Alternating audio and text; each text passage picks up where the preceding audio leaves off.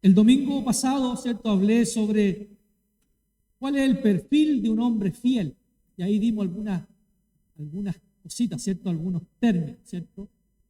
Un hombre fiel es aquel que es fiel a la fe que profesa, ¿cierto? A Cristo. Es fiel en su obediencia en la palabra. Es fe en el compromiso que tiene, ¿cierto? Con su Dios. Es fiel en predicar el Evangelio. Lo que de gracia ha recibido, de gracia da. Entonces, en base a esos conceptos, el sermón que hoy día vamos a exponer lleva por título El glorioso Evangelio de Jesucristo. El segundo va a ser Pasión por Cristo y su iglesia. Y el tercer sermón, el tercer domingo va a ser No me avergüenzo del Evangelio. Amén. Y estos tres sermones van a estar direccionados solamente en el capítulo 1 del libro de Romanos. La carta de Pablo a los romanos, podríamos decir de alguna forma que es el Everest del Nuevo Testamento, la cima.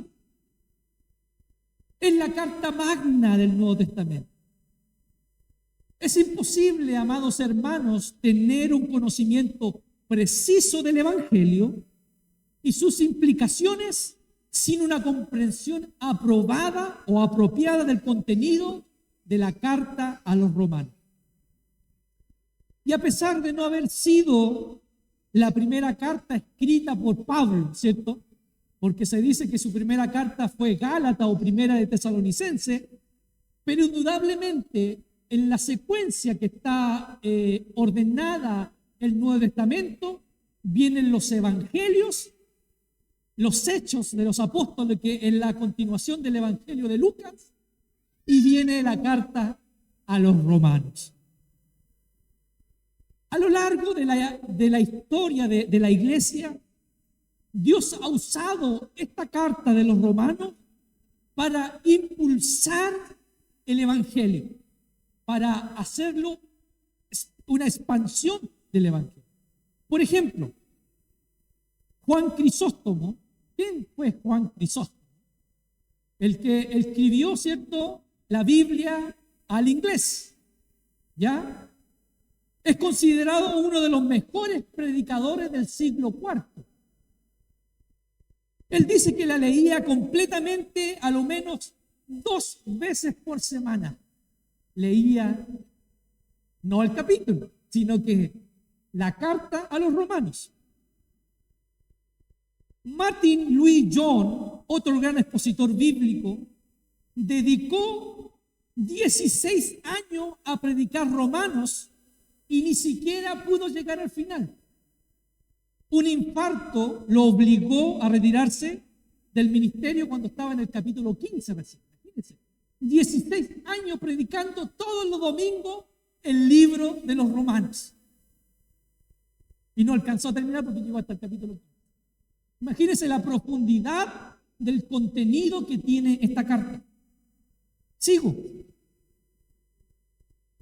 Martín Lutero, ¿cierto?, al leer Romanos 1, 16, 17, que dice, el justo por la fe vivirá, halló la base para dictar esta reforma protestante.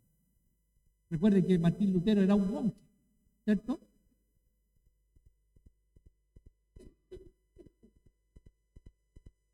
Esta carta fue enviada a una iglesia local en Roma. Nadie sabe con certeza cómo se fundó la iglesia en Roma. Y aunque Pablo anhelaba visitarlos, aún no había podido hacerlo cuando escribió la carta. Por eso escribió Romanos, para exponerles detalladamente el evangelio que él predicaba entre los gentiles y para pedir su apoyo en su proyecto de ir a España. Recuerden que él quería ir, pasar por Roma, por Italia y llegar hasta España. Eso lo explica en el capítulo 15 del libro de los Romanos. Es importante, amados hermanos, recordar que Romanos no es solamente un tratado teológico a secas, sino una carta, ¿ya? Por ende, tiene un remitente, un contenido, ¿cierto? Y tiene también lo que llamamos, ¿cierto?, la conclusión, ¿ya? Lo fascinante es que Pablo describe cada parte de la luz del Evangelio. Para él, todo el Evangelio gira en torno a Cristo. Y para nosotros, también todo el Evangelio debe girar en torno a Cristo. Amén. Veamos primero cómo Pablo se presenta. Romanos capítulo 1, verso 1. Y dice así: Pablo, siervo de Cristo Jesús, llamado a ser apóstol, apartado para el Evangelio de Dios. Es interesante, amados hermanos, que Pablo, al comenzar esta carta, no comienza contando su impresionante historia de conversión. O podríamos decir, no comienza mostrando su currículum. Yo soy aquí, yo soy esto. Sino que él dice, Pablo, siervo de Jesucristo. En el griego, siervo es esclavo, hermano. Esa es la palabra siervo en el griego, esclavo de Jesucristo. Pero, ¿qué es este evangelio? Que Pablo dice que era siervo de Cristo y que estaba llamado a apartado para el evangelio. La pregunta es, ¿qué es este evangelio? Bueno, aquí Pablo, en los primeros versículos que vamos a leer, menciona 5 aspectos esenciales. Primero, comenzando de dónde proviene el evangelio, o sea, el origen del evangelio. Y ya lo leímos, versículo 1, Pablo, siervo de Cristo Jesús, llamado a ser apartado para el evangelio de Dios. O sea, ¿de quién es el evangelio de Pablo? ¿De quién es el evangelio de Dios? ¿El evangelio de nosotros? No. El evangelio que nosotros predicamos es el evangelio de Dios. De ahí es el origen. Y esto tenemos que tenerlo claro, hermano. Porque las denominaciones, un predicador X o una iglesia X no tiene la autoría del evangelio. El evangelio es de Dios. Proviene de Él. Amén. Esta frase no significa solo el evangelio que trata acerca de Dios, sino más bien el evangelio que tiene su origen en Dios. De ahí nace el evangelio. Mis hermanos, todas las buenas noticias que tú puedas haber recibido o que vas a recibir a lo largo de tu vida, no va a ser ninguna más grande que esta buena noticia del evangelio. Escuché poco amén. Las hermanas que son madres, ¿cierto? Cuando recibieron la noticia que iban a ser madres, se regocijaron la noticia. Cuando a alguien le dan una información que va a ser ascendido o que les va a salir su casa propia, ¿cierto? Hay un gozo, hay una alegría. Pero ninguna de esas alegrías se compara, hermano, con la alegría que usted y yo debemos tener al recibir el evangelio, las buenas nuevas de salvación. ¿Sabe por qué? Porque todas las alegrías que podamos vivir en este mundo son pasajeras. Pero esta alegría, esta buena noticia, trasciende, es eterna. Amén. Dios nos bendiga. El evangelio se origina en Dios, pero también podemos ver la continuidad de este evangelio. Se origina en Dios, pero tiene una continuidad en el tiempo, hermanos. Y ahí esto lo vemos en el versículo número 2. Leámoslos. Dice que Él ya había prometido por medio de sus profetas en las santas escrituras. ¿Cuándo prometió esto el Señor, las buenas nuevas? Los que estamos estudiando, los que han venido a clase. ¿Dónde está el versículo clave de esta promesa? Génesis 3:15. El protoevangelio. Es la primera insinuación de este evangelio. Y Pablo dice aquí que Él, ¿quién? Está hablando de Dios, ¿cierto? Porque el evangelio se origina en Dios. Que Él ya lo había prometido por medio de sus profetas. ¿Dónde? En el Antiguo Testamento. O sea, desde que Dios prometió, ha habido una continuidad de este evangelio. ¿Ok? Tan pronto, amados hermanos, como Adán y Eva se rebelaron contra Dios, Él prometió enviarles un Salvador que habría de rescatarlos del pecado, y no solamente del pecado, sino de todas las consecuencias del pecado. Amén. Esa es la promesa que se va desarrollando a través del Antiguo Testamento y a través de todos los creyentes hasta llegar, ¿cierto?, al Nuevo Testamento, cuando se llevó a origen, cuando se consumó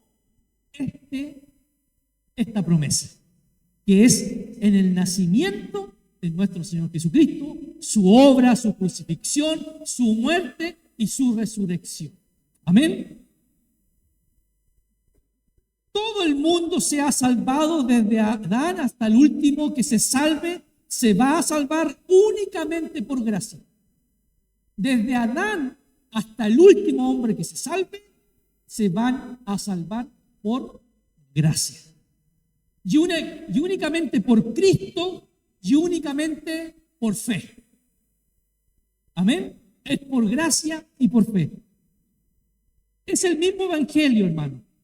Los 39 libros del Antiguo Testamento son 39 postes que Dios colocó en el camino de los israelitas fieles para que supieran que deberían esperar por fe ese Mesías que había de venir. Amén. Todos los corderos que fueron sacrificados en el Antiguo Testamento, según el sistema sacrificial de la ley mosaica, todos apuntaban ¿hacia dónde? Hacia Cristo. Todos esos sacrificios, todo era sombra de lo que había de venir, apuntaban hacia Cristo. Amén. Las grandes profecías del Antiguo Testamento apuntaban ¿hacia dónde? Hacia Cristo, hacia el Mesías. Mientras, hermanos, que los 27 libros del Nuevo Testamento son 27 postes que nos llevan a descansar por fe en este Mesías que ya vino.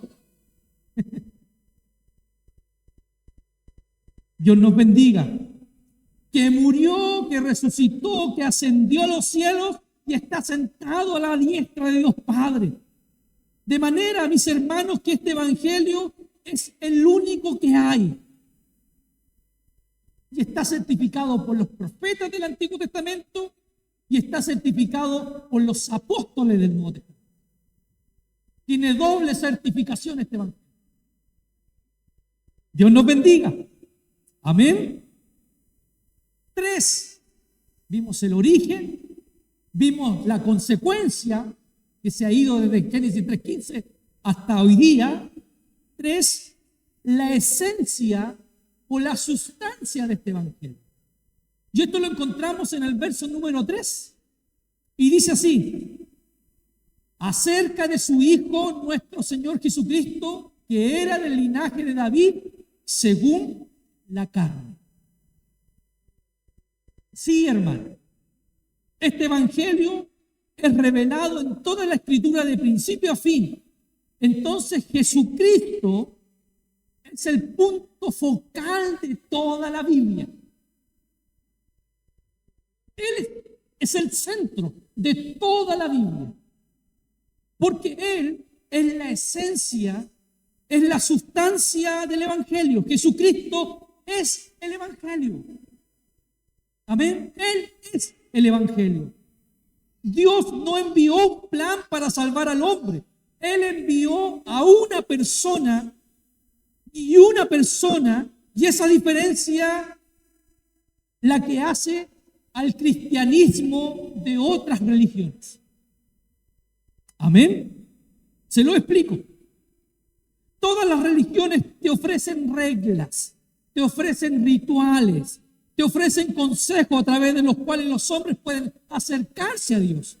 Pero el Evangelio más bien nos revela lo que Dios ya hizo a través de la persona de Cristo y de su obra para que los hombres pudiéramos reconciliarnos con Él. Esa es la diferencia.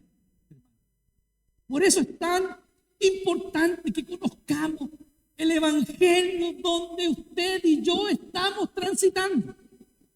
Esta es la sustancia, hermano. Cristo es la sustancia de este Evangelio. Por eso es que cuando venimos al culto no debemos venirnos porque no tengo nada que hacer, no porque voy a pasar. No, vengo al culto a adorar a este Cristo que me llamó a este Evangelio bendito. Dios nos bendiga, hermano. Jesucristo y su obra conforman la sustancia del Evangelio. Él es la buena noticia del Evangelio. No es la iglesia, no es tú, no es el predicador de moda, no es la alabanza de moda. Cristo es la promesa, Cristo es la noticia de este Evangelio.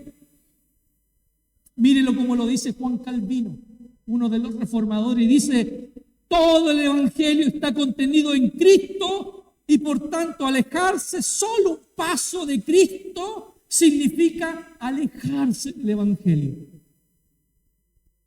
Si yo me alejo del Evangelio, me alejo de Cristo, porque Cristo es el todo en el Evangelio. Noten lo que Pablo dice aquí acerca de Jesucristo y es impresionante, hermanos. En primer lugar, dice que Él es el Hijo de Dios.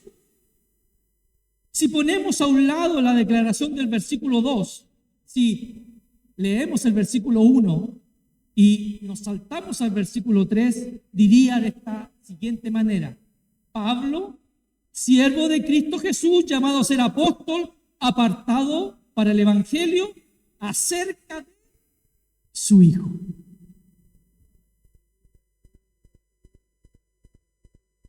¿Acerca de quién es el Evangelio, amados hermanos? Acerca del Hijo de Dios. El Evangelio es lo que Dios llevó a cabo a través de su Hijo, hermano. De manera que Jesucristo es verdaderamente Dios. Él es el Hijo de Dios. Amén. Él es el Hijo de David y consecuente, Él es el único ser capacitado para mediar entre Dios y los hombres. Dice la Escritura que hay un solo mediador entre Dios y los hombres. ¿Quién? Jesucristo. María no es la mediadora. Y hermano, no tenemos nada contra María, ¿cierto? Nada. Ella fue la madre de nuestro Señor Jesucristo. Amén. Ningún santo puede medir entre Dios y los hombres. Solamente Cristo. Así que si hay un santo por ahí, como se llame, si hay todavía alguna virgencita por ahí que pudiera estar, solamente Cristo es el mediador. Primera de Timoteo 2:5, hay un solo Dios y un solo mediador entre Dios y los hombres, Jesucristo, hombre. Versículos 3 y 4 dicen acerca de su hijo que nació de la descendencia de David según la carne y que fue declarado literalmente, que fue designado hijo de Dios con poder conforme al Espíritu de santidad por la resurrección de entre los muertos. Nuestro Señor Jesucristo, Él fue designado hijo de Dios con poder por medio de la resurrección. ¿Y eso qué significa, amados hermanos? Bueno, eso significa que cuando el Hijo de Dios se hizo hombre para nacer en la descendencia y el linaje de David, Jesucristo, la segunda persona de la Trinidad, voluntariamente estaba asumiendo una postura de debilidad. Él voluntariamente. Él vino como un siervo, no como el rey soberano del universo, aún siéndolo. Pero Él vino a la tierra como un siervo. Fue en total debilidad que Jesucristo murió en la cruz del Calvario como un simple mortal, hermano. Amén. Pero ¿saben qué pasó? El Espíritu Santo, que es a quien se refiere aquí cuando dice conforme al Espíritu de santidad, que dice el texto, es otra forma de describir al Espíritu Santo. El Espíritu de santidad es otro nombre que se le asigna al Espíritu Santo. Amén. El Espíritu Santo vino al tercer día y resucitó el cuerpo de muerto de Jesús. Eso es lo que dice más adelante. Pablo, en Romanos 8:11 dice, pero si el espíritu de aquel que resucitó a Jesús de entre los muertos, ahí nuevamente lo vuelve a recalcar, si el espíritu de aquel que resucitó a Jesús de entre los muertos habita entre vosotros, el mismo que resucitó a Cristo, nos resucitará, ¿cierto?, vuestros cuerpos mortales por medio de su Espíritu que habita en vosotros. O sea, ahí hay una promesa.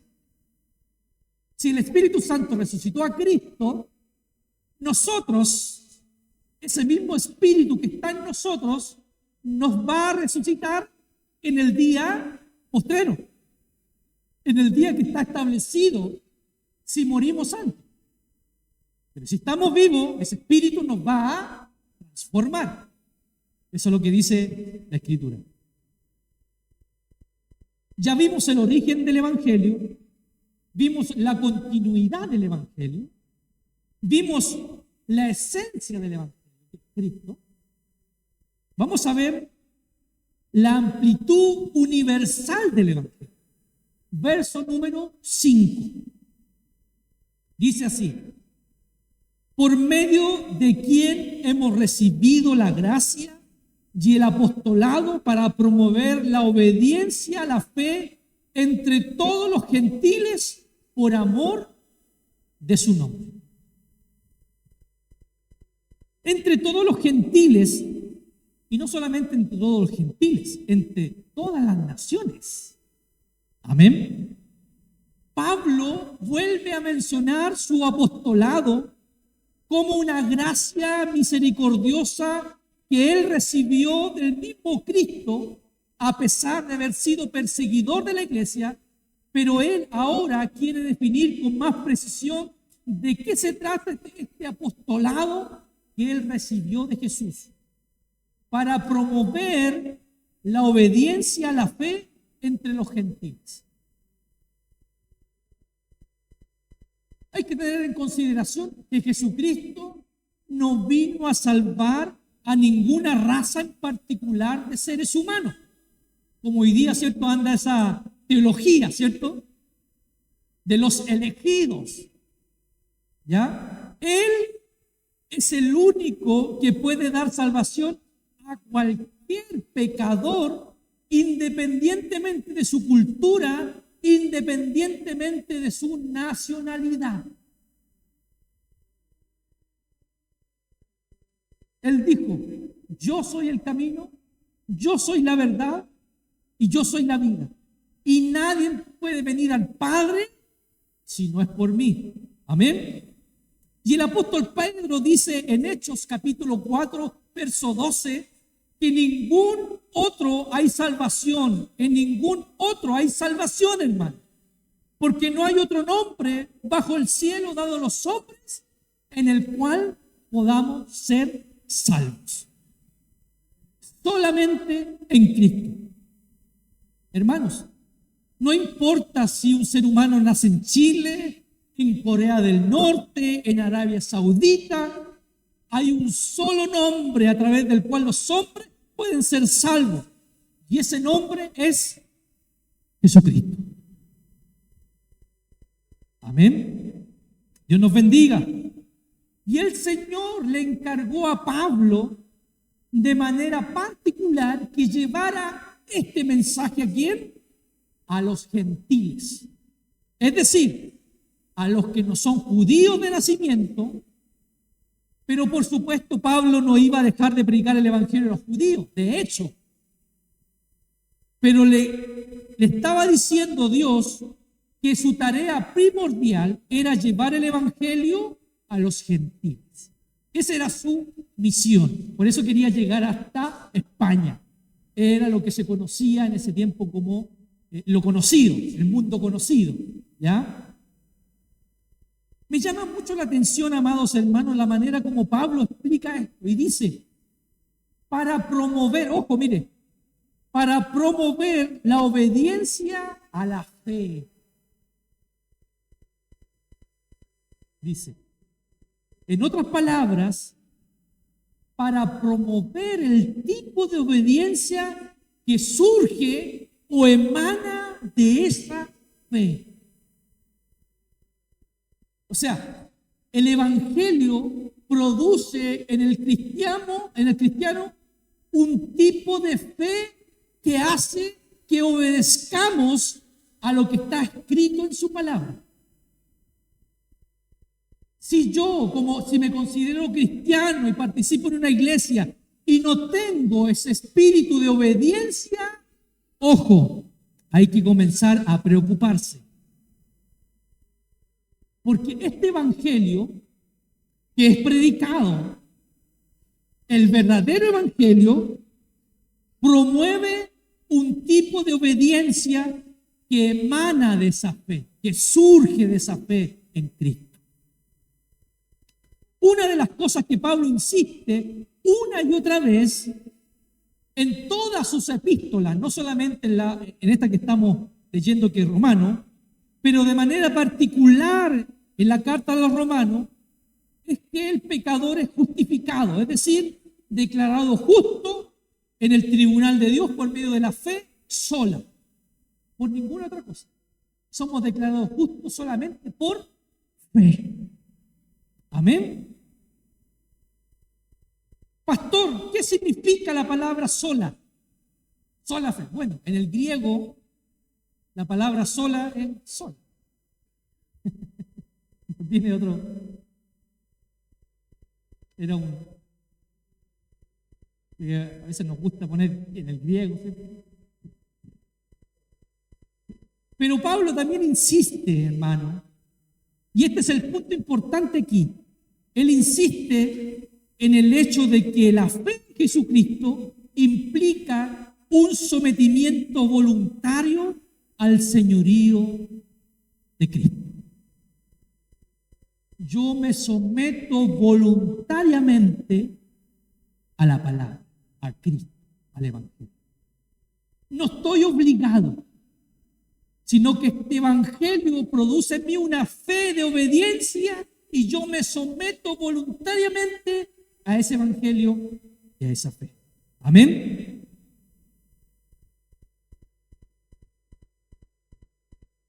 Por eso, tanto el versículo 5 como el versículo 4 como el versículo 7, Pablo se refiere a Jesús en esta carta como Señor.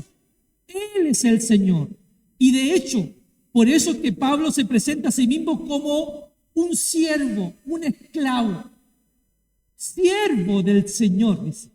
Esclavo de Jesucristo. Déjame decirte algo importante en esta noche. Al final de cuentas, amados hermanos, todos aquí somos esclavos de alguien o de algo. Póngale el nombre que usted quiera. Aquí en esta sala no hay nadie que no sea un esclavo. O si hay alguien que es libre. Todos somos esclavos de algo. Pero somos esclavos de diferentes amos. Somos esclavos del pecado. Y aquí está la gran diferencia. O somos esclavos de Jesús. No hay una tercera opción. Somos esclavos del pecado, o siervos del pecado, o somos siervos de Cristo, o siervos de Jesús. No hay término medio. Amén. Romanos capítulo 6, verso 16 dice: ¿no sabéis que cuando os presentáis a alguno como esclavos para obedecerles, sois esclavos de aquel a quien obedecéis, ya sea del pecado para muerte o de la obediencia para justicia? Entonces la pregunta es: ¿a quién estoy haciendo obediente voluntariamente? ¿A quién estoy obedeciendo?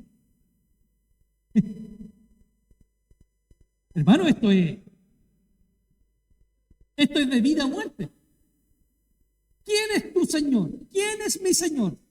¿Quién me está gobernando? ¿A quién estoy siendo obediente yo?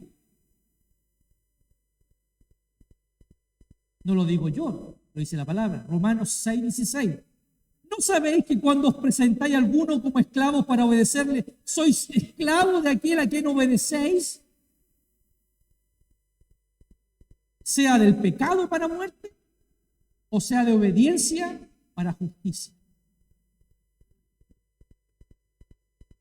Tú y yo somos esclavos, ¿sabes de quién? Del que obedecemos. Si eres esclavo del pecado, vas a obedecer ¿a quién? Al pecado. Las obras de la carne. Si eres esclavo de Cristo, vamos a obedecer ¿a quién? A Cristo. No perfectamente. Ojo. Pero sí, sinceramente. Y a la luz de esta realidad, yo te pregunto, ¿quién es tu amo?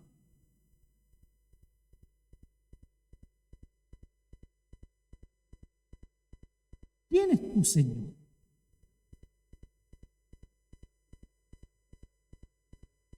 Podemos decir con toda certeza en esta noche que Jesucristo es nuestro Señor.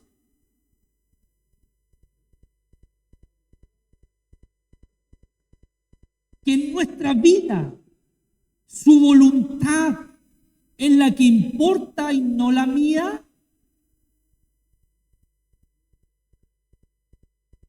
Porque si Cristo es mi Señor, no importa mi voluntad, importa la voluntad de Cristo en nosotros.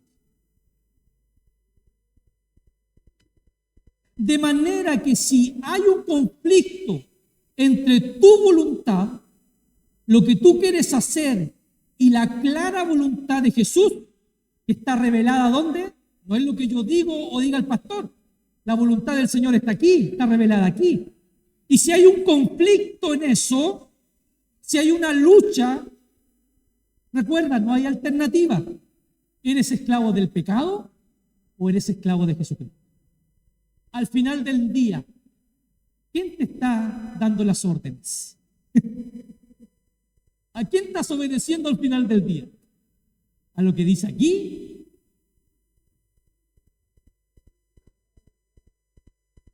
Dios nos ayuda, hermano. Dura es tu palabra, Señor, dijeron los apóstoles. Voy terminando.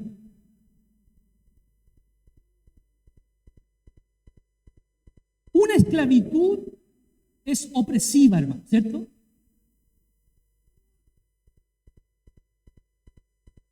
Y a lo mejor alguno de los que está aquí puede ser esclavo de algún pecado. Y puede decir, no, si yo soy libre. Déjame decirte que tú eres un esclavo de ese pecado. Porque ese Señor es el que te manda. Lo que pasa es que el pecado opera a través de tus propios deseos y nos engaña.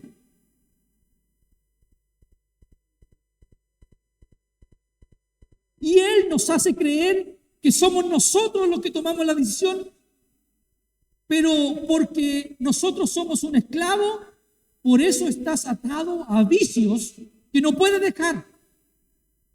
Porque el pecado, ese Señor te hace creer que tú decides. No, yo lo dejo cuando quiero. No, yo esto. Pero si nos vamos a la profundidad, tú y yo somos esclavos de ese vicio, de ese pecado. ¿Cuántas veces tú has dicho, no miento más?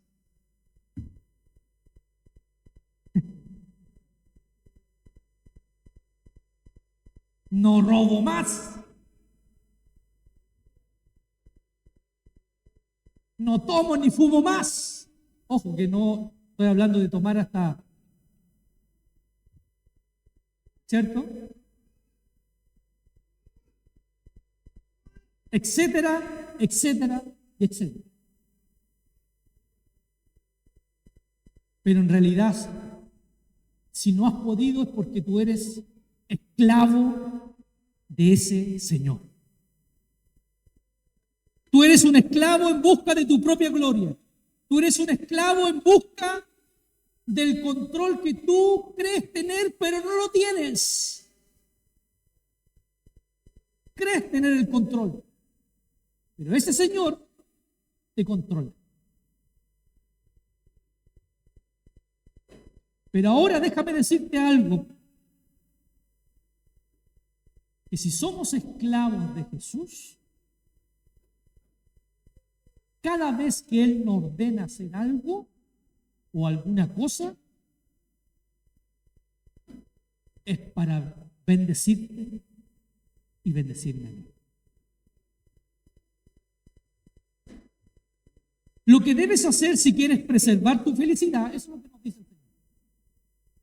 Y cada vez que Él te prohíbe una cosa, lo que te está diciendo es lo que tienes que evitar para que no termines destruyendo tu vida.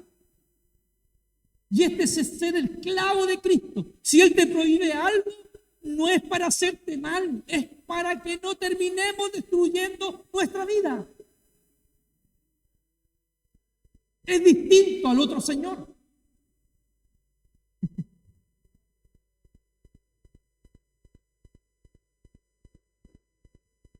El pecado es un tirano perverso. Y lo que Dios le recomendó a Pablo es que él llevara una buena noticia del Evangelio para las naciones, a hombres y mujeres que se sometieran por la fe al señorío de Jesucristo. Amén. Quinto punto y termino. Los destinatarios. ¿A quién fue destinado esta?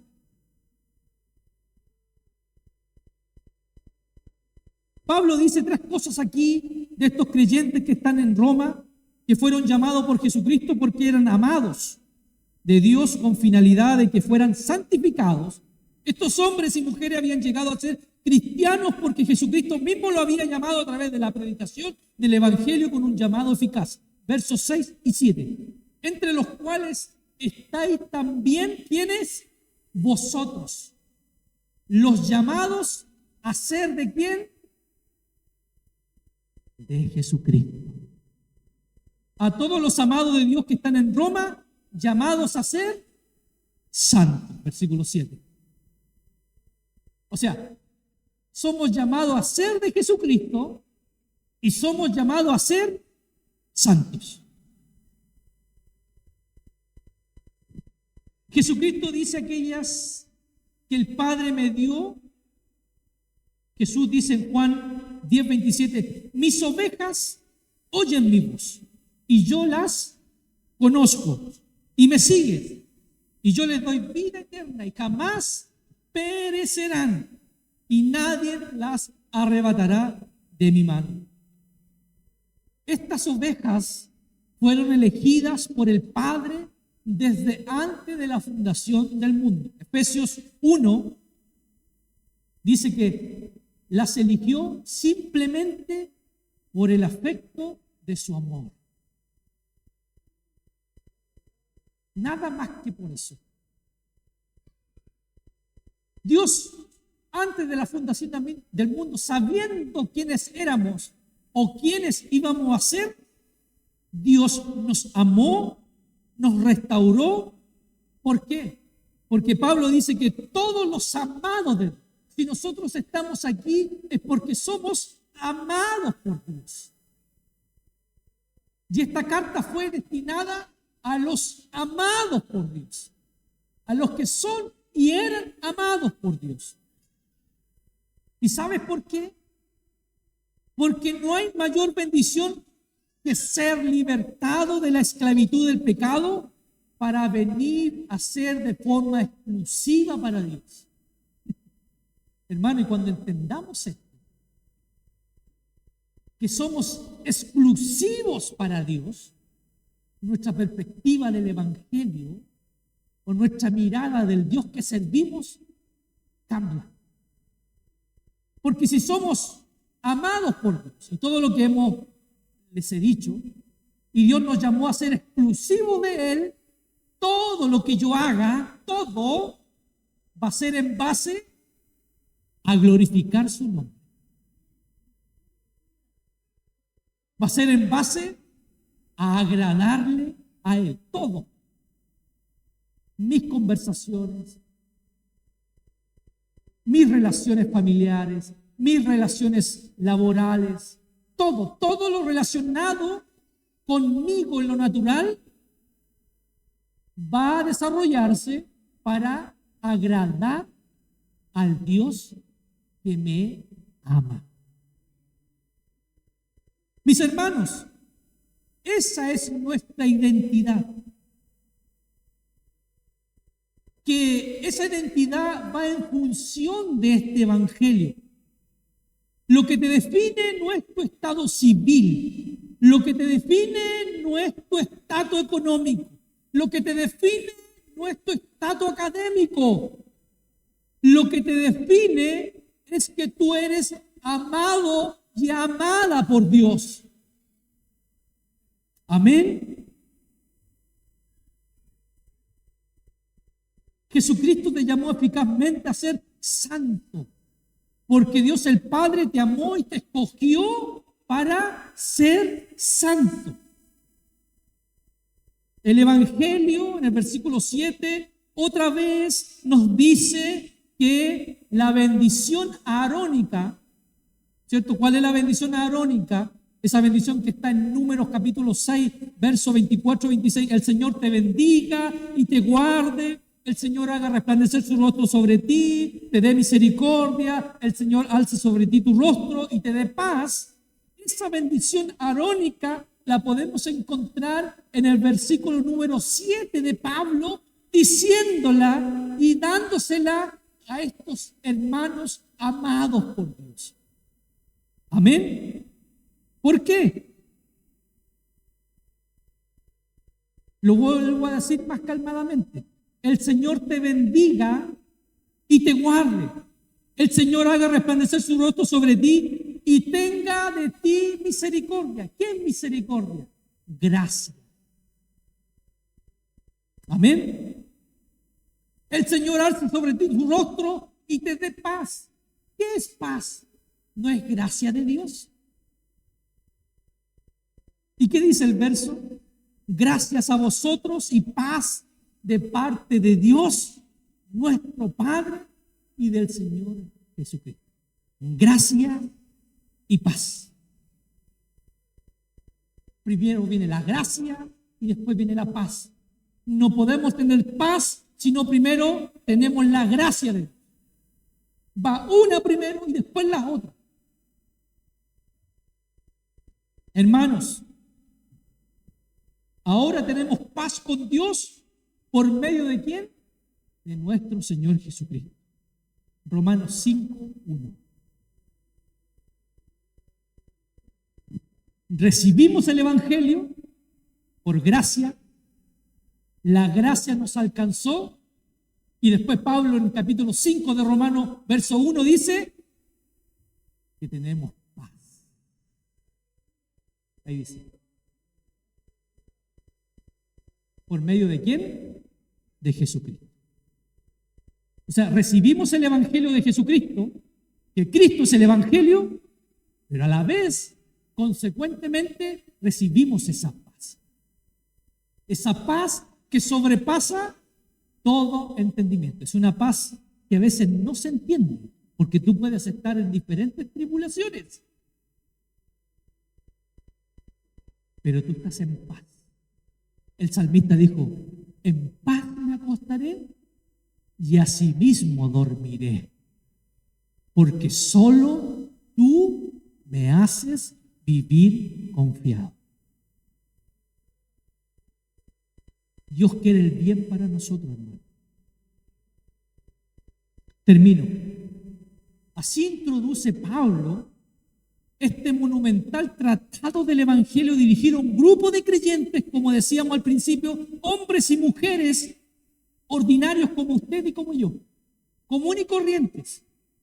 Esta carta no fue dirigida a un grupo de teólogos que se estaban preparando para entrar a un seminario, para ser pastores, para ser profetas, para ser evangelistas. No.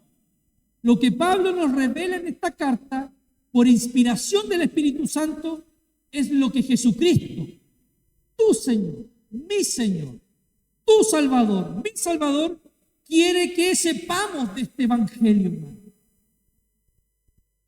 A veces servimos un Evangelio y un Dios que no conocemos. Que no conocemos. En mi oración, amados hermanos, que al empezar esta serie de sermones, que el Señor ilumine los ojos de nuestro entendimiento. En la medida en que nos exponemos al contenido de esta carta, que muchos sean salvados por el poder de su palabra y que entre nosotros, los creyentes de esta iglesia, de verdad, hermano, de verdad, obre un avivamiento. Pero no un avivamiento de eso sino que, hermanos, obre un avivamiento de piedad, un avivamiento de santidad, un avivamiento de gozo, un avivamiento de obediencia, un avivamiento de gratitud, que no son cosas externas, porque hoy día la gente pide avivamiento y fiesta y luz.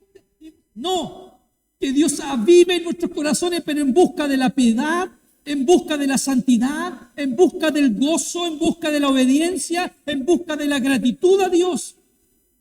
Y que todos los que estamos aquí comencemos a crecer, hermano, en nuestro entendimiento con respecto a la identidad de Cristo y el Evangelio que tiene que definir nuestras vidas. En estos tiempos difíciles, hermano, lo que va a definir si eres o no eres es el Evangelio que tú y yo profesamos y seguimos.